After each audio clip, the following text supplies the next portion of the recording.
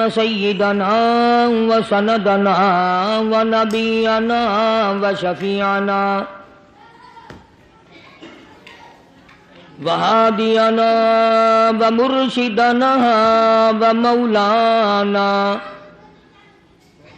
ومولانا محمدا عبده ورسوله أرسله بالحق بشيرا ونذيرا صلى الله تعالى عليه وعلى آله وأصحابه وأزواجه وذرياته وبارك وسلم تسليما كثيرا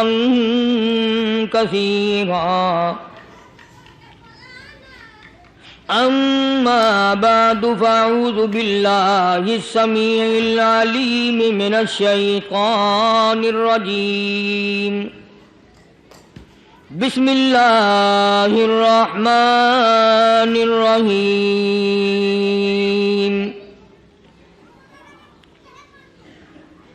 إن الذين قالوا ربنا الله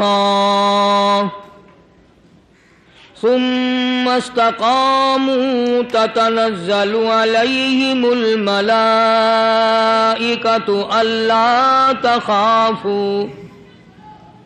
لا تخافوا ولا تحزنوا وأبشروا بالجنة التي كنتم توعدون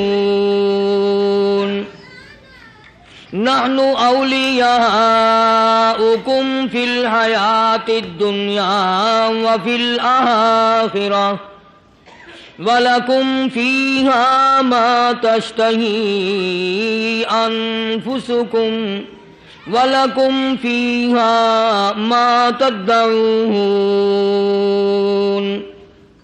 نزلا من غفور رحيم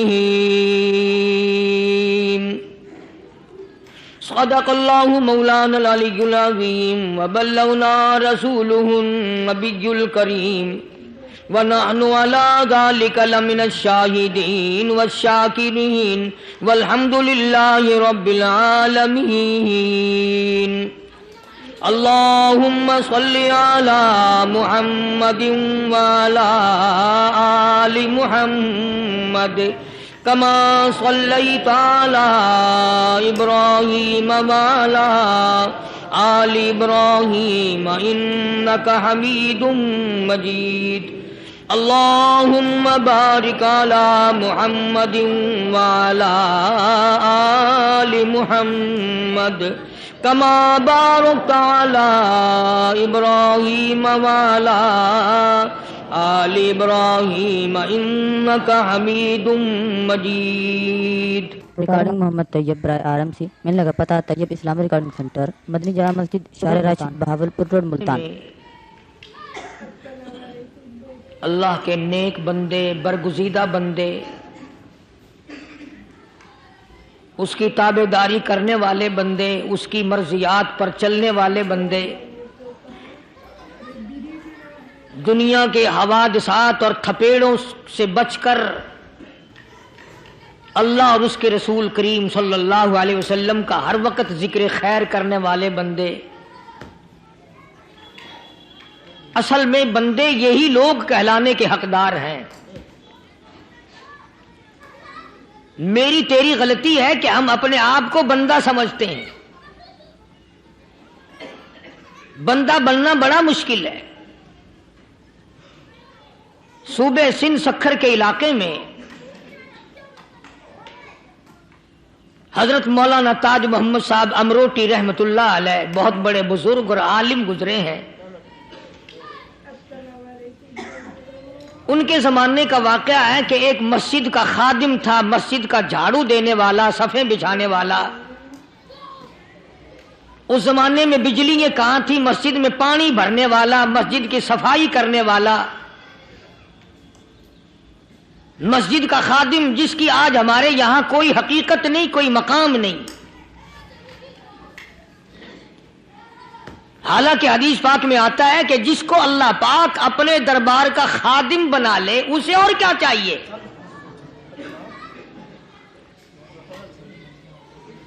صدر کے ایوان صدر کے جھاڑو دینے والے کو فخر ہے میں ایوان صدر کا خادم ہوں. گورنر ہاؤس کے جھاڑو دینے والے کو فخر ہے میں گورنر ہاؤس کا خادم ہوں. کمشنر کے خادم کو فخر ہے میں کمشنر کا خادم ہوں. اور یہاں کوئی فخر نہیں کہ میں اس حکم الحاکمین کے دربار کا ایلچی ہوں.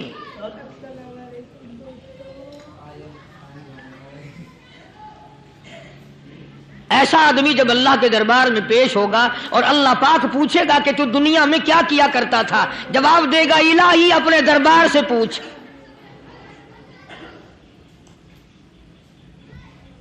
تو مسجد کا خادم تھا، نیک آدمی تھا، لوگوں کو اس کی حقیقت کا پتہ نہ تھا.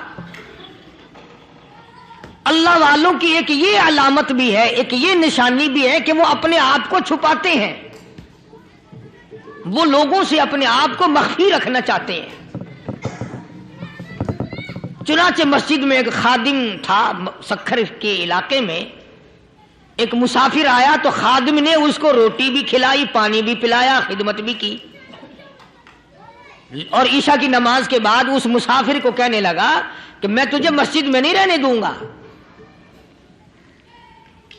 اب وہ مسافر بڑا حیران کہ یار نیک آدمی معلوم ہوتا ہے، مجھے کھانا کھلایا، میری خدمت کی، اب یہ مجھے مسجد سے کیوں نکالتا ہے؟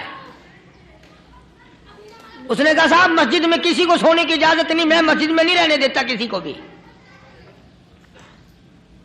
تو مسافر کہتا ہے کہ اس کے کہنے سے میں نکل تو گیا، دل میں میرے یہ کہ کوئی خاص بات ہے، ورنہ یہ آدمی نہ تو نفرت کرنے والا، نہ تکبر کرنے والا، نہ فخر کرنے والا ہے. کوئی بات پہلے زمانے میں لوگ سوچا کرتے تھے، اب تو ایک منٹ میں کفر کا فتویٰ لگا دیتے ہیں. اب اگر آج کوئی اس نیت سے کہہ دے مسافر کو کہ بھئی یہاں چوری ہو جاتی ہے، لاؤڈ اسپیکر چوری ہو جاتے ہیں، گھنٹے چوری ہو جاتے ہیں، لہذا مسجد میں نہ سو، اور کوئی مسجد ہے تو پھر تھانہ ہویا کہ مسافر اس وقت تو نکل گیا اور دور جا کر کے عشاء کی نماز کے بعد پھر واپس آ گیا. تو مسجد کے خادم نے سارے دروازے بند کر لیے اور دروازہ بند سارے بند کر کے رات کو اللہ اللہ کرنے بیٹھ گیا. مسافر کہتا جب وہ کہتا تھا اللہ اللہ ہو، کہتا اتنی روشنی مسجد میں ہوتی تھی کہ مجھے کڑی اور شتیر نظر آتے تھے.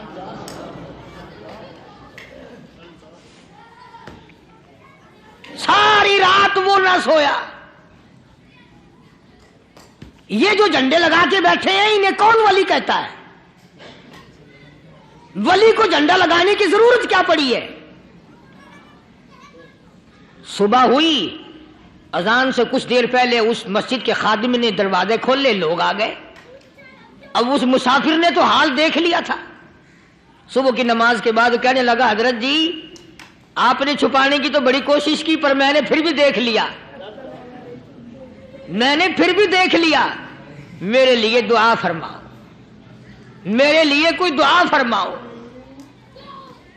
چنانچہ اس اللہ والے نے، اس مسجد کے خادم نے، اس ولی نے اس کے لیے دعا کیا کی؟ اللہ تعالیٰ تجھے انسان بنائے، اللہ پاک تجھے آدمی بنائے. اب وہ مسافر کہتا ہے کہ کمال ہو گیا، نہ میری دکان کے لیے دعا کی، نہ میرے مکان کے لیے دعا کی، نہ میرے دولت مند ہونے کی دعا کی، نہ میرے جنت میں جانے کی دعا کی، نہ میرے قبر سے عذاب سے بچنے کی دعا کی. یہ بھی کوئی دعا کہ اللہ تجھے بندہ بنائے؟ آپ کون سا میں گدھا ہوں؟ یہ بھی کوئی میرے مطلب کی دعا کی ہے؟ وہ اللہ والا سمجھ گیا کہ اس نے میری دعا کی قدر نہیں سمجھی. مسجد میں بیٹھے تھے، پاس بازار تھا. اس اللہ والے نے اپنی ٹوپی اتار کر اس مسافر کے سر پہ رکھ دی اور کہا ذرا بازار میں جھانک مار جاتی پائی ہو، ذرا جھانکیو بازار میں. جب اس نے نظر ڈالی تو لوگ چل رہے ہیں، کوئی گدھے کی شکل، کوئی کتے کی، کوئی خنزیر کی، کوئی بھیڑیے کی، کوئی چتے کی، کوئی لومڑی کی، کوئی گدڑ کی شکل ہے. اچھا وہ مسافر بھی سیانا تھا، اس کو خیال آیا کہ میں اپنے آپ کو تو دیکھوں تو گدڑ نظر آیا، پھر اس اللہ والے کی دعا کی قدر ہوئی۔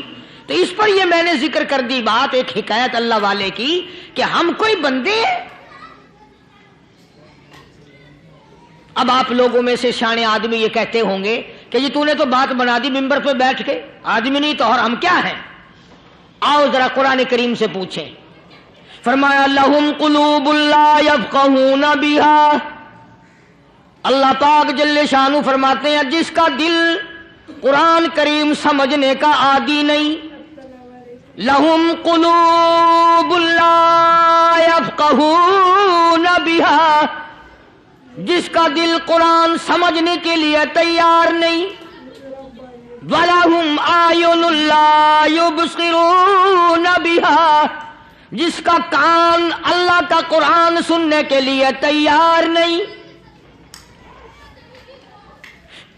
أَمْ لَهُمْ آذَانٌ لَا يَسْمَعُونَ بِهَا، ام لہم آذان یسمعون بها، جس کا کان خدا کا قرآن سننے کو تیار نہیں۔ خدائی فیصلہ سنو، اللہ کے قرآن کا فیصلہ سنو، اللہ کے کلام کا فیصلہ سنو، جس کا کان میرا کلام سننے کے لیے تیار نہیں، جس کو میرا قرآن سن کے مزہ نہیں آتا، جس کو میرا کلام سن کے حلاوت نہیں آتی، جس کو میرا کلام سن کے لذت نہیں آتی، جس کی روح تازی نہیں ہوتی، جس کو لطف نہیں آتا، جس کو کیف نہیں آتا، جس کو سرور نہیں آتا، جو میرا قرآن سننے کو تیار نہیں، جو میرا قرآن آنکھوں سے دیکھنے کو تیار نہیں، جو میرا قرآن سننے سمجھنے کے لیے تیار نہیں، آؤ پھر خدائی فیصلہ سنو۔ فرمایا اولئک کالانعام،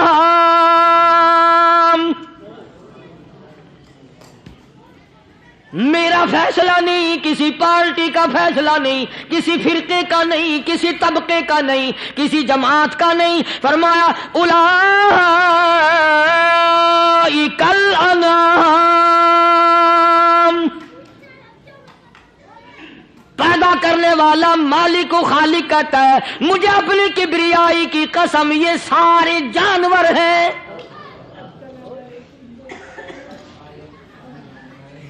یہ سارے کے سارے جانور ہیں، یہ درندے ہیں جو ایک دوسرے کو چیر پاڑ کر کھاتے ہیں، یہ درندے ہیں جو ایک دوسرے کا خون پیتے ہیں۔ فرمایا بل ہم اضل، جانوروں سے بھی بدتر۔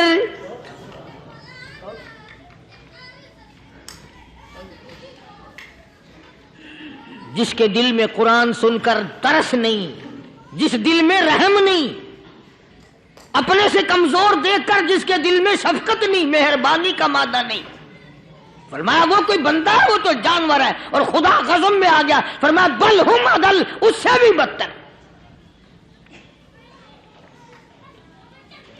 اللہ والے جو ہیں وہ ان خصلتوں کو دور کراتے ہیں، اور وہ آدمی کے مزاج اور دل میں سے ایسی چیزیں نکالتے ہیں جو اس کی بربادی کا ذریعہ بنتا ہے۔ دل کی بیماریوں کا کسی کو فکر نہیں، بخار ہو جائے آپ چڑھ جائے آپ کو پتہ چل جاتا ہے، نزلہ ہو جائے آپ کو پتہ چل جاتا ہے، کھانسی ہو جائے پتہ چل جاتا ہے، دل کی بیماریوں کا کیا پتہ چلے؟ صحابہ اکرام رضوان اللہ تعالی علیہم اجمعین کی جماعت کے اللہ پاک کے محبوب حضرت محمد الرسول اللہ صلی اللہ تعالی علیہ وسلم نے دلوں کی صفائی کی۔ پہلے لوگ جھونپڑیوں میں کچے کوٹھوں میں رہتے تھے، نہ اتنی صفائی تھی نہ اتنی ترقی تھی۔ آج برتنوں کی صفائی دیکھو، کپڑوں کی صفائی دیکھو، مکان کی صفائی دیکھو، رات دن بس اسی دھندے میں لگے ہوئے، سارا دن برتن دھونے سے فرصت نہیں، سارا دن کپڑوں کے بناؤ اور سنوار میں فرصت نہیں۔ تو اللہ والے ایسے موقع پر بڑی عجیب بات کہتے ہیں، وہی مجذوب ہے، مجذوب علی رحمت کہتے ہیں بظاہر تو ہر شے میں بے حد صفائی، بظاہر تو ہر شے میں بے حد صفائی، مگر دل میں ہے گندگی انتہائی۔ بظاہر تو ہر شے میں چہرے کی صفائی، بدن کی صفائی، نہ جانے کتنی قسم کا صابن ہے، نہ جانے کتنی قسم کے پاؤڈر ہیں، نہ جانے کتنی قسم کے شیمپو ہیں، نہ جانے کتنی قسم کے کپڑے ہیں، کیا چال ڈھال ہے، کیا نئے نئے ڈیزائن ہے۔ مجذوب کہتا سب کچھ دیکھ لیا، بظاہر تو ہر شے میں بے حد صفائی، مگر دل میں ہے گندگی انتہائی۔ جس یار کی بیٹھک میں بیٹھ کے کھانا کھایا، جس رشتہ دار کی بیٹھک میں بیٹھ کے کھانا کھایا، اسی کی بہن کو دیکھ کر آبرو پہ ڈاکہ ڈالنے کا پروگرام ہے۔ جس دوست کے گھر میں بیٹھ کے کھانا کھایا، اسی دوست کی بیوی کی عزت لوٹنے کا پروگرام ہے۔ پرانے زمانے میں اب بھی دلی جیسے شہر میں اگر دعوت کی جاتی ہے تو وہاں ایک تشتری میں نمک آتا ہے سب سے پہلے۔ عرب میں بھی دستور تھا پرانے زمانے میں، اگر کوئی دعوت کرتا، کوئی تقریب کرتا، سب سے پہلے نمک آتا تھا۔ ایک ایک انگلی ہر شخص نمک چاٹتا تھا۔ کیا مطلب؟ جس نے نمک چاٹ لیا اب وہ نمک حرامی نہیں بنے گا۔ اس گھر میں چوری کرنا، اس گھر کی آبرو کا غلط تصور لانا، اس گھر کے مال میں خیانت کرنا وہ حرام سمجھتا تھا جس گھر کا میں نے نمک چکھ لیا۔ اور مسلمانوں کی بات نہیں، ہندوؤں کی بھی یہ باتیں تھی۔ مولانا محمد علی صاحب جلندری سب قید رحمت اللہ علیہ فرمایا کرتے تھے کہ ایک سکھ تھا بہت بڑا ڈاکو، مسلمان اور ہندو مل کر اس کو ساتھ ملا کر کے لے گئے کہ یہاں اس گاؤں میں اس پنڈ میں ڈاکہ ڈالیں۔ سفر کر کے گئے، تکلیف اٹھا کے گئے۔ اس سکھ ڈاکو نے پوچھ لیا کہ یہ کون سا گاؤں ہے کہ یہ فلانا ہے۔ اچھا سارے کے سارے یہ تلاش کرو، یہ سوچ بچار کرو، اپنے پنڈ کی، اپنے علاقے کی، کسی مسلمان کی، کسی ہندو کی، کسی سکھ کی، کسی چوڑے چمار کی اس گاؤں میں لڑکی تو نہیں؟ ہمارے یہاں سے کوئی لڑکی تو شادی ہو کے یہاں نہیں آئی ہوئی؟ ان ساروں میں سے کہنے لگا کہ ہمارے بھنگی کی لڑکی جمعدار کی یہاں آئی ہوئی ہے۔ کہنے لگا واپس چلو، بیٹی بیٹی ہے، چاہے بھنگی کی ہو یا نواب کی ہو۔ ارے کل بیٹی کا ڈولا دیا تھا کہ ڈاکہ ڈالیں گے، شرم نہیں آئے گی؟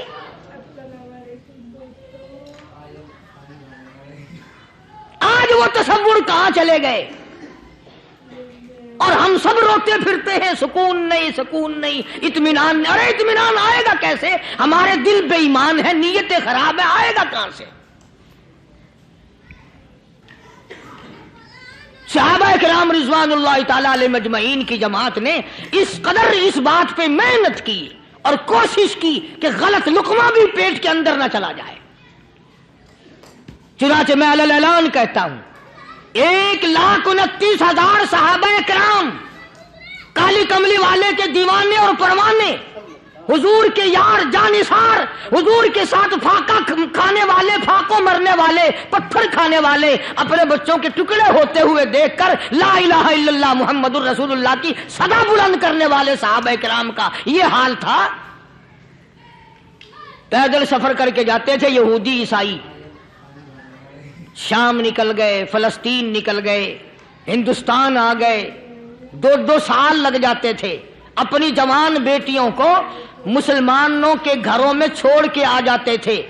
کبھی نگاہ نبوت نے جن کو رنگ دیا تھا، کبھی کسی صحابی پہ ذرہ برابر الزام نہیں لگا۔ ان یہودیوں کا، ان عیسائیوں کا یہ عقیدہ تھا کہ محمد صلی اللہ علیہ وسلم کے جو غلام ہیں، ان کی نگاہ بھی پاک ہے، ان کے دل بھی پاک ہیں، ان کے ارادے بھی پاک ہیں، ان کے ہاتھ بھی پاک ہیں۔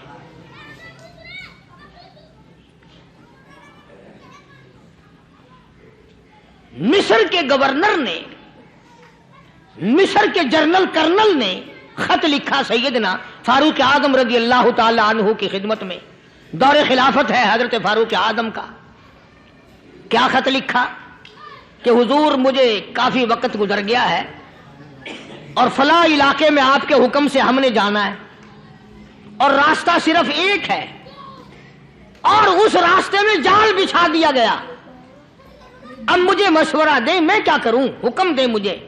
جال کیا بچھا دیا گیا کہ ہمیں پتا چل گیا ہے عیسائیوں نے پروگرام بنایا, سینکڑوں لڑکیاں تلاش کر کر کے بڑی خوبصورت حسینہ اکٹھی کی ہیں, ان کو گانے بجانے کی ٹریننگ دی ہے, ان کو اچھی اچھی آوازوں والی لڑکیاں ڈھونڈ کے لائے ہیں, اور انہوں نے یہ پروگرام بنایا کہ جب مسلمانوں کی فوج اس گلی سے گزرے گی ان کوٹھوں کے اوپر چڑھ کے گانا بجانا کریں گے تاکہ ان کے دل میں بدماشی آئے اور ان کا بیڑا غرق ہو.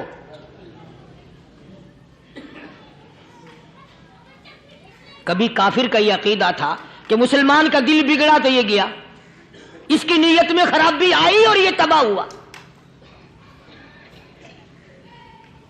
جناب فاروق اعظم رضی اللہ تعالیٰ عنہ نے اسے یہ خط نہیں لکھا کہ تو قرآن پڑھا کر, تو نفل پڑھا کر.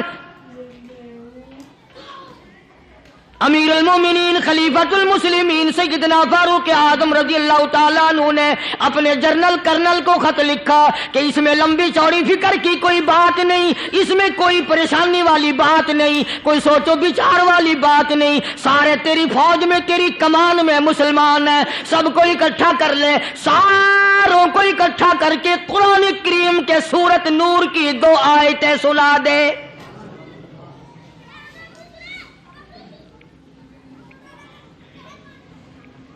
یہ بھی نہیں فرمایا کہ سزا سناؤ, اتنے کوڑے لگیں گے, جو خلاف کرے گا یوں قید ہوگی, یوں کوٹ مارشل کر دیا جائے گا, کچھ نہیں.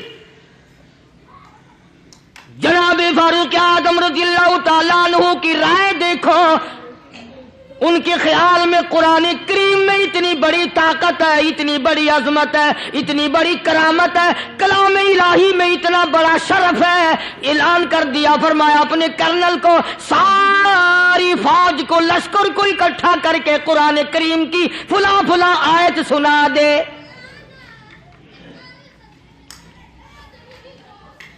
اور اس کے بعد بے دھڑک فوج کو لشکر کو اسی راستے سے گزار کے لے جا, بے دھڑک لے جا.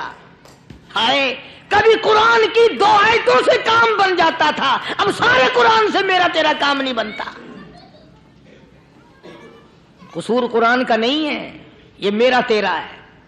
یہ تو اتنی وفادار کلام ہے, اتنی پاک کلام ہے, خدا کی قسم ہزاروں رجسٹروں کے گتے, ہزاروں چائے کے ڈبے, ہزاروں مٹھائی کے ڈبے, لاکھوں کروڑوں دوائیوں کے ڈبے گندے نالوں پہ, کوڑیوں پہ, روڑیوں پہ پڑے ہیں, اور جس گتے نے قرآن کے ساتھ یاری لگا لی, خدا کی قسم کوئی آدمی بغیر وضو اس گتے کو بھی ہاتھ نہیں لگا سکتا. ہزاروں نہیں لاکھوں کپڑے مارکیٹ میں پڑے, پر جس کپڑے نے قرآن سے یاری لگا لی, جو کپڑا جزدان بن کر قرآن پہ چڑھ گیا, لوگ اس کو بھی چومتے ہیں, اور چومنا چاہیے.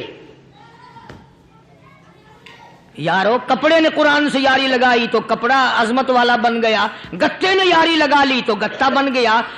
ہزاروں قسم کے کاغذات روزانہ ذلیل ہوتے پھرتے ہیں, جس کاغذ پہ قرآن لکھا گیا وہ عظمت پا گیا, جس سیاہی سے قرآن لکھا گیا وہ سیاہی عظمت والی بن گئی. ارے اگر مسلمان قرآن کو اپنے اندر پیدا کر لے, اس کی عظمت کو بسا لے, اس کو اپنا لاہ عمل بنا لے, اس کو اپنے سر پہ رکھ لے, تو کیا یہ بندہ قرآن کے ساتھ وفاداری کرے تو قرآن کیا خیال ہے, قرآن بے وفائی کر دے گا؟ یقین نہیں, یقین اصل بات اعتقاد کی ہے. یقین کا تو یہ عالم بنا ہوا کہ اگر کوئی چوری کا معاملہ ہو جائے اور کسی پر شبہ ہو, اگر اسے کہو کہ قرآن اٹھا دے تو دیر نہیں لگائے گا, اور اگر کہے کہ فلانی خانگاہ کا کنڈا مار دے, کہ یہ کام میں نہیں کرتا. خانگاہ کے کنڈے پہ ایمان ہے, قرآن پہ ایمان نہیں.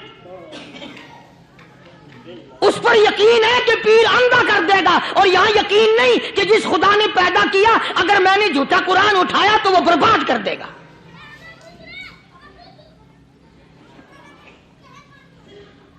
عجیب عجیب لوگ ہیں.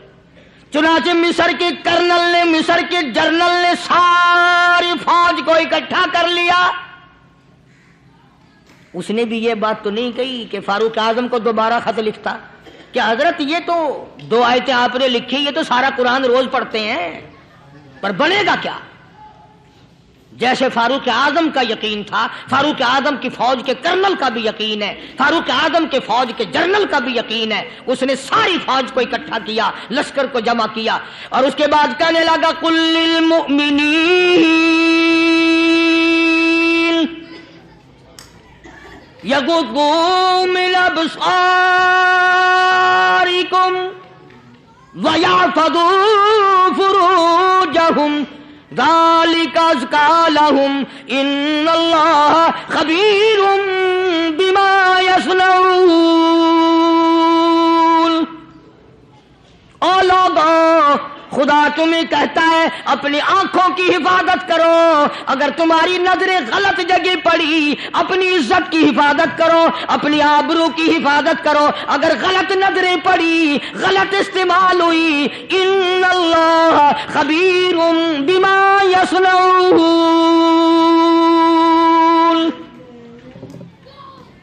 اللہ پاک تمہاری ساتھ ساتھ ہے، وہ ہر چیز کو دیکھتا جائے گا، وہ ہر چیز تمہاری دیکھے گا. چنانچہ تاریخ شاہد ہے، ابن حشام نے لکھا ہے، ابن خلدون نے لکھا ہے، اور کئی مورخین نے لکھا ہے کہ جب مسلمان جرنل نے، مسلمان کرنل نے اپنی فوج کو قرآن کی 2 آیتیں سنائی اور اس کے بعد حکم دیا چلو، تمام کا تمام لشکر چل رہا ہے. ادھر ڈھول بجا، دھماکے بجے، گانا شروع ہوا، گانا بجانا شروع ہوا، ساری فوج نکل گئی، سارا لشکر چلا گیا. لڑکیوں نے دیکھا کہ یہ تو ختم ہو گئے، نیچے آواز دے کے کہنے لگی اور جانے والوں یہ ساری فوج کئی اندھوں کی فوج تو نہیں.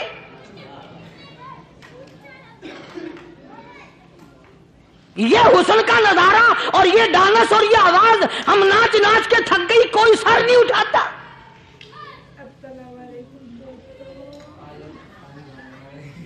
اور آج دیکھ لیں آپ، ہر گھر کے اوپر وہ لگا ہوا ہے ایریل، لعنت کا ایریل لگا ہوا ہے، لعنت کا ایریل. حاجیو تم کیا کہتے ہو کہ ہمارے گھر کا اس میں کیا بگڑے گا؟ خدا کی قسم وہ بگڑتا ہے، وہ دیمک لگتی ہے، وہ تباہی پھرتی ہے، تمہیں پتہ بھی نہیں چلتا. تم نے کیا سوچ رکھا ہے؟ مسلمان کرنل کے حکم پہ ساری فوج نکل گئی.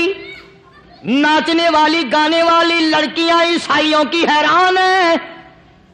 کیا ہوا؟ لاکھوں کی تعداد میں فوج گزر گئی، کوئی نگاہ اٹھا کے نہیں دیکھتا. ایک مسلمان سپاہی گزرتا گزرتا نیچی نظریں کیے کیے کہنے لگا سر کیسے اٹھائے، نگاہ کیسے کوئی اٹھائے گا؟ یہ سارے کے سارے اللہ کا قرآن سن کر آئے ہیں.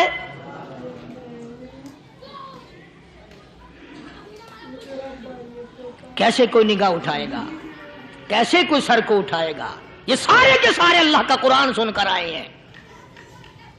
ان کا عمل ہوا نا قرآن پہ، ان کے عمل کا کتنا بڑا اثر پڑا. مورخین نے لکھا، ابن حشام لکھتا ہے عیسائی لڑکیوں نے چھلانگیں لگا دی، کوٹھی سے نیچے آ گئی، کہنے لگی عام مسلمانوں وہ قرآن ہمیں بھی سنا کے جاؤ جس میں اتنی اسپرٹ ہے، اتنی طاقت ہے، جو حسن کے نظارے سے روک دے، جو گانے بجانے سے روک دے. یہ تو آدمی کے دل کا سکون ہے. نہ گانا سنتے ہو، نہ حسن کا نظارہ کرتے ہو. جاتے والے یوں نہ جاؤ، ہمیں بھی وہ قرآن سنا کے جاؤ.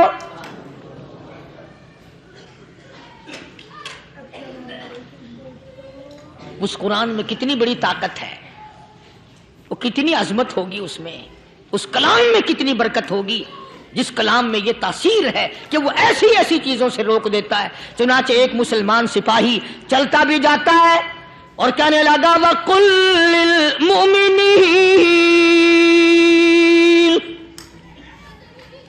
وَقُلْ لِلْمُؤْمِنِينَ. قرآن کی آیت پڑھ کے سنائی. سینکڑوں نہیں بے شمار لڑکیاں ایک مسلمان کی زبان سے اللہ کا قرآن سن کے کہنے لگی اور جانے والوں چھوڑ کے نہ جاؤ، ہمیں بھی کلمہ پڑھاؤ.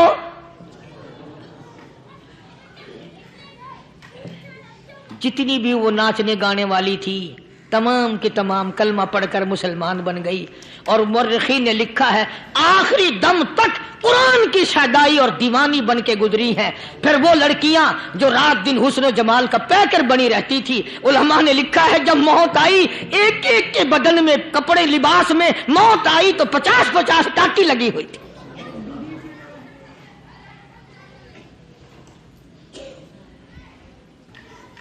بظاہر تو آج بھی بڑی جھاڑا پنجی ہے، بڑی صفائی ہے، بڑی دوڑ دھوپ ہے.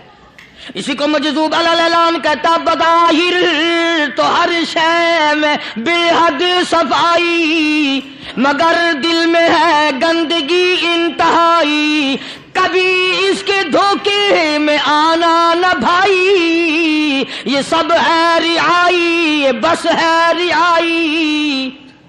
یہ تو چیز ہی کچھ نہیں.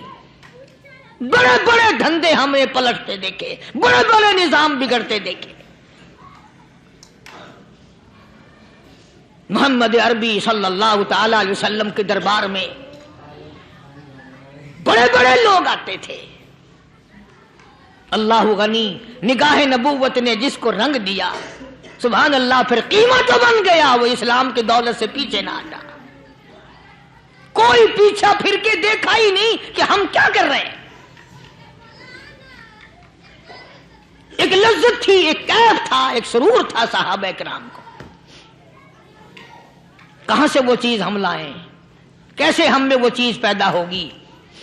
جنگ بدر ہوا، بڑی بہترین بات ہے، توجہ لکھ کے لے جاؤ، انشاءاللہ قبروں میں دعائیں دو گے. جنگ بدر ہوا، 70 سے زیادہ کافر پکڑے گئے، مدینے میں پکڑ کے قیدی بنا کر کے لائے گئے. تنگ دستی کا زمانہ ہے، 1 سال نہیں ہوا مسلمان اجڑ کے آئے تھے، مار کھا کے آئے، پریشان ہو کر آئے، دن دولت چھوڑ کر لٹا کر آئے. ان کے پلے کیا تھا؟ شام کا وقت ہوا، مدنی کریم صلی اللہ تعالی علیہ وسلم نے مسجد کے دروازے میں کھڑے ہو کر اعلان فرما دیا، کون ہے کون ہے جو میرے مہمانوں کو کھانا کھلائے؟ اور وہ مہمان کوئی شہنشاہ نہیں تھے، ہیں بھی کافر، ہیں بھی اسلام کے دشمن، آئے بھی صحابہ کرام کو مارنے، میدان جنگ سے پکڑ کے لائے گئے، جنگی قیدی ہیں. اس نبی کی طرف کبھی منہ کیا کر جس نبی کا تو غلام ہے، امتی بنا پھرتا ہے. فرمایا کون ہے جو میرے مہمانوں کو کھانا کھلائے؟ صحابہ کرام میں سے کسی نے 2 پکڑ لیے، کسی نے 1 کو ساتھ لے لیا. ایک نادار سا غریب سا صحابی ہے، اس نے ساتھ لے لیا ایک مہمان اور گھر لے کے گیا. بیوی کو کہنے لگا کہ کھانا کتنا ہے؟ کہ بس 1 آدمی جوگا ہے، 1 آدمی کی کافی ہوگا. کان میں کہنے لگا اپنی بیوی کے، دستور تھا عرب کا، مہمان اور میزبان اکٹھے کھایا کرتے تھے. اپنی گھر والی کے کان میں کہنے لگا کہ اس کے آگے کھانا رکھ دیں گے مہمان کے، جب یہ کھانا شروع کر دے گا کسی بہانے سے دیوا بجھا دیو، میں یوں ہی منہ کو خالی ہلاتا رہوں گا، یہ کھانا کھا لے گا، پیٹ بھر جائے گا اس کا. چنانچہ کھانا آگے رکھ دیا، جو کچھ بھی تھا. اس نے کھانا شروع کیا کہ جی آپ بھی کھائیں، کہ ہاں ہاں میں بھی کھا رہا ہوں. بس یوں ہی کھانے میں بھی ہاتھ لگائے، منہ کو بھی ہاتھ لگائے اور منہ کو چلائے بھی برابر. بیوی نے چراغ بجھا دیا. یہ عمل تو صحابی کر رہا ہے اپنے گھر میں. ادھر قرآن کریم نازل ہو گیا محمد کریم صلی اللہ علیہ وسلم کی ذات پہ، فرمایا وَيُؤْثِرُونَ عَلَىٰ أَنفُسِهِمْ وَلَوْ كَانَ بِهِمْ خَصَاصَةٌ وَمَن يُوقَ شُحَّ نَفْسِهِ فَأُولَٰئِكَ هُمُ الْمُفْلِحُونَ. اور میرے محبوب مبارک ہو، تیری امت میں ایسے لوگ بھی ہیں جو اپنا منہ خالی ہلا رہا ہے، بیوی بھوکی بیٹھی ہے، چراغ بجھائے بیٹھی ہے اور اپنے ہاتھ کو خالی چلا رہا ہے اور میرے بندے کا پیٹ بھر رہا ہے. اور میرے محبوب مجھے اپنی عظمت کی قسم، میں تیری ان دیوانوں پہ جنت واجب کر چکا.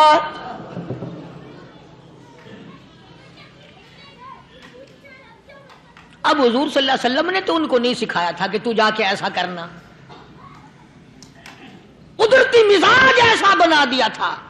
ایک اور موقع آیا مدینے پاک میں، جنگی قیدی اور جگہ سے اسی طرح سے آئے،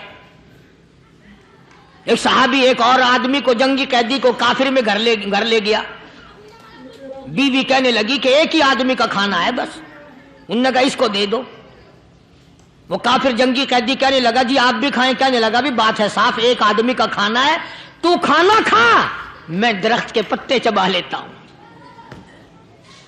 وہ کہنے لگا میں کھاؤں گا پتے، انہوں نے کہا تو رئیس آدمی ہے مکے کا، میں پرانا غریب ہوں، مجھے پتے چبانے کی عادت ہے، تیرے پیٹ میں درد نہ ہو جائے، میں عادی ہوں پتے چبانے کا۔ اس نے پتے چبا لیے، کافر مسافر اور مہمان جو تھا جنگی قیدی اس کو کھانا کھلا دیا۔ دوسرے دن پھر ایسی نوبت آئی، اس نے کہا آپ بھی میرے ساتھ کھانا کھائیں، نے کہا نہیں بھائی تو کھا، میں پتے چبانے کا عادی ہوں۔ 2 دن تو اس کافر نے کھانا کھا لیا، اور جب تیسرے دن اس کے آگے کھانا آیا، انہوں نے کہا بھائی تو ہی کھا، بس اتنا ہی کھانا ہے، میں تو میاں بیوی ہم تو پتے چبا لیں گے۔ اور کہنے لگا مدینے والوں تم خود پتے چباتے ہو، دشمنوں کو کھانا کھلاتے ہو، آج میری بھی ایک شرط ہے، پہلے کلمہ پڑھا پھر کھانا کھلا۔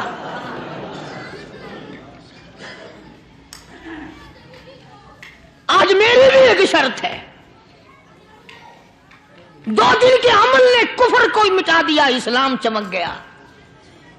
2 دن کے عمل نے، میرا تیرا 60 سال کا عمل ہے، کبھی کسی کافر کو مسلمان بنایا؟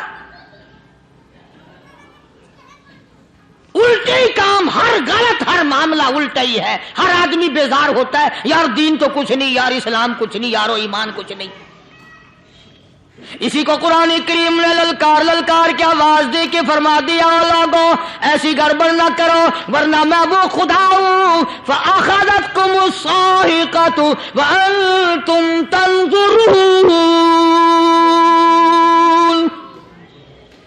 جبریل امین نے ایک چیخ ماری، ساری قوم کے جگر پھٹ گئے،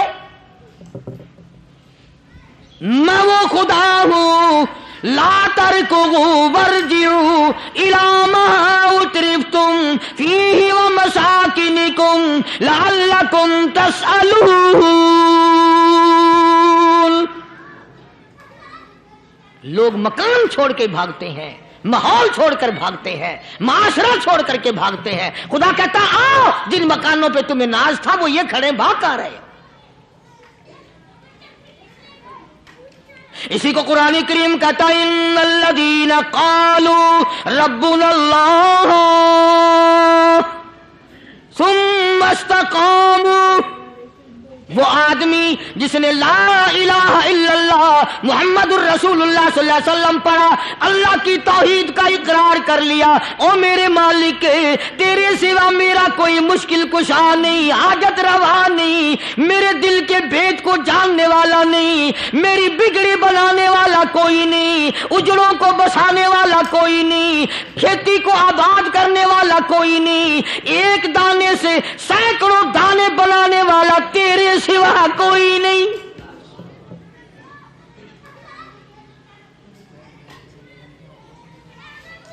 کھیتوں میں جاؤ، کبھی یہ تو سوچو کہ دنیا میں حکومتوں نے کتنے مل لگا رکھے ہیں، چینی کے، شکر کے کتنے مل ہیں، کتنے ڈیپو ہیں، پھر بھی قلت ہو جاتی ہے۔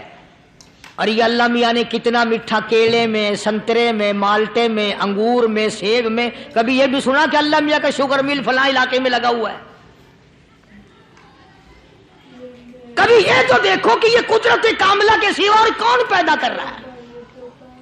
فرمایا جس نے اللہ کی توحید کا اقرار کر لیا، محمد عربی صلی اللہ علیہ وسلم کی ختم نبوت کا اقرار کر لیا، خدا کے بعد خدا کوئی نہیں، مصطفیٰ کے بعد نبی کوئی نہیں، پھر قرآن نے شرط لگائی ثم استقاموا، پھر اس پر جمع رہے، ڈٹا رہے، یوں نہیں کہ کبھی ادھر لڑک گیا کبھی ادھر لڑک گیا۔ لوگ تو بدل جاتے ہیں، لوگوں کا کیا ہے؟ پچھلے سال کی بات ہے، یہیں مغرب کی نماز کے بعد گرمی کے موسم میں میں یہاں بیٹھا ہوا تھا باہر، آگے شہر کے وہ آدمی، وہ کہنے لگے جی ایک کام آئے ہیں، میں نے کہا کیا؟ کہ 25,000 روپے چوری ہو گیا ہمارا، بتاؤ ہمیں۔ میں نے کہا بھی مجھے کیا پتا۔ انہوں نے کہا نہیں سارا شہر کہتا ہے کہ قاری نہیں بتا دیتا ہے۔ میں نے کہا اچھا یہ یوں نہیں جانے کا۔ میں نے کہا پھر آدھے لوں گا۔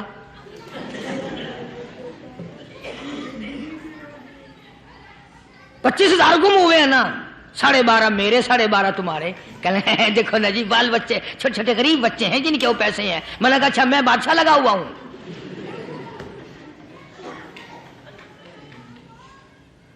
انہوں نے کہا جی سودا مہنگا۔ میں نے کہا پھر کہیں اور چلے جاؤ۔ جتنا میں نے سمجھایا نہیں ماننا کہ اگر ہمیں یوں پتہ چل جائے مولویوں کو ولیوں کو تو پھر یہ لاکھوں کروڑوں پولیس والے رکھنے کی ضرورت ہے بھلا؟ اتنی بڑی فوج کا رکھ کر کیا کریں گے ہم؟ اربوں روپیہ فوج کا خرچہ ہے۔ 2 ولی، ایک ولی کو اس بارڈر پہ بٹھا دیں گے، ایک ولی کو اس بارڈر پہ بٹھا دیں گے۔ پھر ہم بڑھانا دیں گے اولیاء کرام رجمٹ۔ ذہنیت مری گئی، سمجھ نہیں پاتے، دین کے قریب نہیں آتے لوگ، سمجھتے نہیں۔ فرمایا ثم استقاموا تتنزل علیہم الملائکۃ الا تخافوا ولا تحزنوا وابشروا بالجنہ التی کنتم توعدون۔ قرآن کہتا ہے ادھر ولی کی موت آتی ہے، ایسا آدمی جو اپنے کلمے پہ جمع رہے، شرک و بدعت کی لعنت سے بچے، کفر و نفاق سے بچے۔ ادھر موت آتی ہے، ادھر فرشتے کہتے ہیں گھبرانا، غم نہ کر، بہشت کے دروازے تیرے لیے سارے کھلے ہوئے۔ وَلَكُمْ فِيهَا مَا تَشْتَهِي أَنفُسُكُمْ وَلَكُمْ فِيهَا مَا تَدَّعُونَ۔ فرمایا ہم تمہاری ہر اس تمنا کو پورا کریں گے، ہر اس آرزو کو پورا کریں گے، جو مانگو گے وہی ملے گا، جو کہو گے وہی دیا جائے گا۔ نحن اولیاؤکم فی الحیات الدنیا وفی الآخرہ۔ ہم دنیا میں بھی تمہارے کارساز ہیں، ہم آخرت میں بھی تمہارے کارساز ہیں۔ ہم دنیا میں بھی تمہارے دوست ہیں، آخرت میں بھی تمہارے دوست ہیں، اور خدا کے یہاں وہ انعام ملے گا۔ اللہ غنی، رائی کے دانے کے برابر نیکی کی ہوگی، جب پہاڑوں کے برابر ثواب ملے گا تو آدمی حیران ہوگا، یا اللہ تیرے جیسا بینک تو کسی کا بھی نہیں۔ رائی کا دانہ لے کر پہاڑ واپس کر دیا، مالک نے نجات کا ذریعہ بنا دیا۔ فرمایا نزلا من غفور رحیم، یہ مہمانی ہے پروردگار عالم کی طرف سے۔ قرآن اعلان کر کر کے کہتا وبالاسحار ہم یستغفرون۔ اللہ پاک فرماتے ہیں میرے بندوں کی نشانی یہ ہے کہ وہ آخری رات میں بڑے ویلے سحری کے وقت اٹھ کر استغفار کرتے ہیں، اللہ کے حضور میں معافی مانگتے ہیں، روتے ہیں، عاجزی کرتے ہیں۔ کہتا کہ ایک تڑپ سی دل میں امنگتی ہے، ایک درد جگر میں ہوتا ہے، ایک تڑپ سی دل میں امنگتی ہے، ایک درد جگر میں ہوتا ہے۔ ہم رات کو رویا کرتے ہیں جب سارا عالم سوتا ہے۔ سب لوگ سوئے ہوئے ہوں اور اللہ کا دروازہ کھٹکھٹا، اندھیرے میں مالک کے کائنات کے سامنے جھولی پھیلا، اپنی بگڑی کا سوال کر، اپنی مشکلات اس مالک کے سامنے پیش کر جو سارے جہان کا خالق و مالک ہے۔ عقیدہ بھی بناؤ، اعمال بھی بدلو، مزاج بدلو، طبیعتوں میں انقلاب لاؤ، اور لوگوں ان گھروں کو مسلمانوں والے گھر بناؤ۔ تم برا مان کے جاؤ یا بھلا مان کے جاؤ، میں اپنے عقیدے کی بات کو چھپاتا نہیں۔ جس گھر میں کوئی مرد عورت قرآن کے کھولنے والا نہیں، میں اس گھر کو مسلمان کا گھر نہیں کہتا، وہ چوڑے اور کراڑ اور سکھ کا گھر ہے۔ تمہیں یہ سکھایا کس نے ہے کہ مرنے کے بعد قرآن پڑھا جاتا ہے اور ساری زندگی میں نہیں پڑھا جاتا؟ یہ قرآن مردوں کے لیے تھوڑی آیا، یہ زندوں کے لیے آیا ہے۔ حدیث پاک میں آتا ہے حضور کریم سب کہہ دو صلی اللہ علیہ وسلم نے فرمایا عیسیٰ علیہ الصلوۃ والسلام ایک قبرستان سے گزرے، گورستان سے گزرے تو ایک قبر کو دیکھا، وہ نبی ایسا تھا، اس کے معجزات ایسے تھے، قبر میں دیکھا تو ایک بڑھیا جل رہی ہے، سڑ رہی ہے، تباہ ہو رہی ہے، رو رہی ہے۔ تو عیسیٰ علیہ الصلوۃ والسلام پناہ پناہ کر کے وہاں سے گزر گئے۔ چند دنوں کے بعد جو اسی قبر کے پاس سے گزرے تو عیسیٰ علیہ السلام کو دھیان آیا کہ اس قبر میں ایک بڑھیا بڑی عذاب بھگت رہی تھی، مگر اس دن جو دیکھا وہ تو عیش میں بیٹھی ہے، تخت میں بیٹھی آرام کر رہی ہے۔ سیدنا عیسیٰ علیہ الصلوۃ والسلام نے اللہ پاک سے سوال کر دیا، الہی مرنے کے بعد تو آدمی کوئی نیکی بھی نہیں کر سکتا، اس نے کیا کر لیا جو اس کا سارا نظام بدل گیا؟ آواز آئی، اے عیسیٰ لکھ کے لے جاؤ یہ بات، حضور کا فرمان ہے۔